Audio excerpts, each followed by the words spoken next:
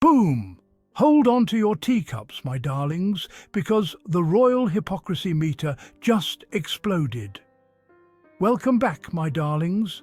Now, unless you've been hiding under one of Prince Andrew's royal safe houses, you'll know that Prince Harry has once again spoken his truth. And oh, the establishment is spiralling. Harry dared to call out the royal family's blatant double standard. They stripped him and Meghan of their royal roles, their security and their dignity, yet somehow cushioned Andrew with royal protections, even as he faced sexual abuse allegations tied to Jeffrey Epstein. Yes, you heard that right. The man accused in a global sex trafficking scandal got royal protection. The man who fought for mental health, married a black woman, and said enough to abuse, got exiled. And now here comes Angela Levin, that human echo of royal bitterness, sprinting onto Mark Dolan's show to lecture Harry on love and humility. Angela, sweetie, you've built your whole career chasing Meghan Markle's name.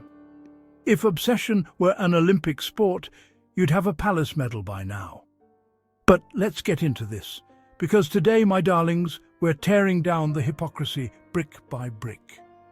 Let's talk facts, fairness, and the fury that Harry has every right to unleash.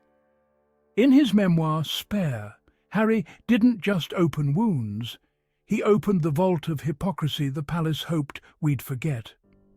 He said it plainly. It was hypocritical that Prince Andrew kept his royal protections for years despite facing sexual abuse allegations linked to Jeffrey Epstein, while Meghan and I lost ours after stepping back. Mic drop. This isn't gossip. This is a man who's seen it all from the inside. When Harry and Meghan stepped back for peace, the palace hit them with a punishment list longer than Andrew's denial statements. Security gone, titles suspended, funding cut. All because they refused to play the PR puppets. Meanwhile, Andrew, embroiled in one of the most disgusting scandals in royal history, I was Kaiser pathetic.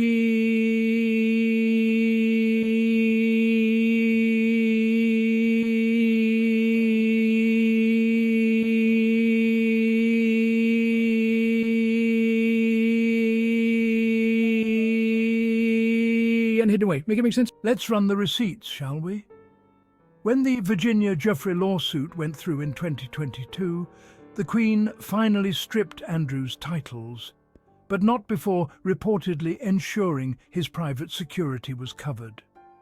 Translation: the man facing abuse allegations got royal cushioning, while Harry, a decorated veteran and global humanitarian, got told, "You're on your own." And yet, when Harry dared to say, "This isn't fair," the British media treated it like a rebellion. If that's rebellion, then honesty must be treason. Because what Harry pointed out is pure fact. There's one rule for those who protect the palace brand, and another for those who challenge it. Harry's core concern was safety, shaped by his mother's tragic death and relentless media threats.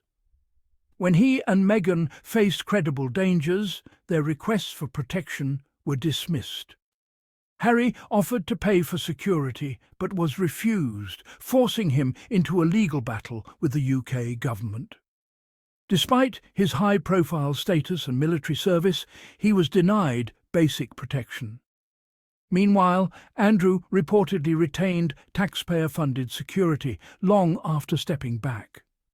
The system used security as leverage, punishing Harry for leaving. For Harry, this was the ultimate betrayal. The institution failed to protect its own. His fight is not for privilege, but for his family's survival.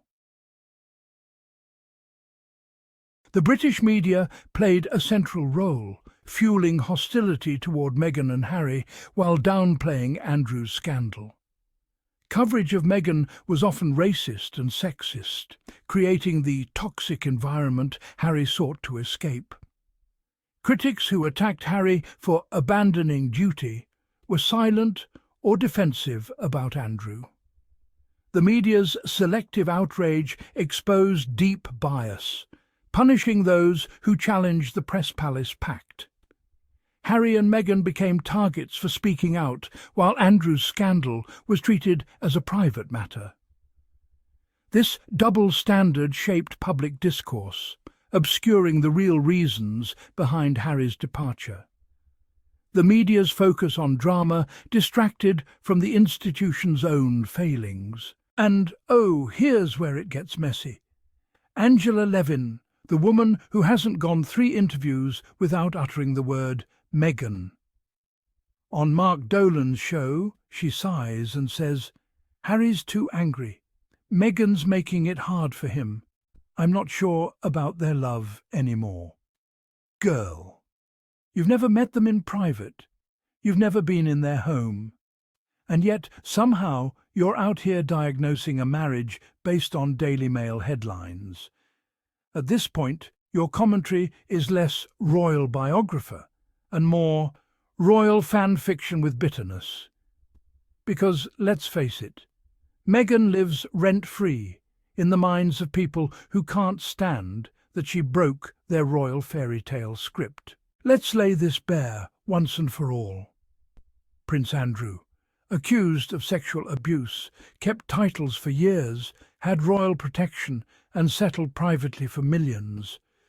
Prince Harry spoke out about racism, mental health and wanting peace, lost security, faced public character assassination. Meghan Markle donated to women's shelters, promoted compassion and became the most trolled woman on the planet. Tell me again, who's the problem? The establishment protected the man linked to Epstein, but vilified the couple linked to empathy. That's not monarchy, that's manipulation. And the media's in on it, because a happy, thriving Harry and Meghan threaten the entire business model of royal misery reporting. The story of Harry and Andrew is a powerful lesson in the cost of challenging injustice within powerful institutions. It shows us what happens when individuals dare to speak out against long-standing traditions that may no longer serve the greater good. The establishment protected the man linked to Epstein, but vilified the couple linked to empathy.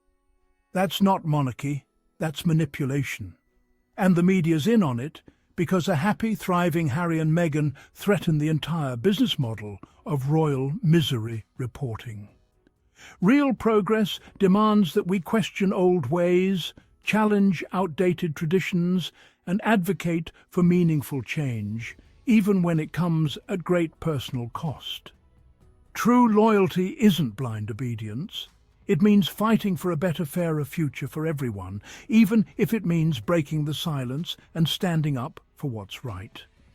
So yes, Prince Harry has every right to lash out, every right to be angry, every right to call out a system that covered up one man's scandal and crucified another's honesty. The truth is, Harry isn't fighting for fame. He's fighting for fairness. And if that makes him difficult, then maybe the monarchy should try a little difficulty themselves. It might build character. So, Angela, Mark, and the rest of the royal commentator chorus, take a seat. The Sussexes aren't your problem. They're your reminder that the world has changed. And my darlings, remember this. The louder the palace gets, the closer Harry's truth hits home. Because truth, unlike titles, doesn't expire.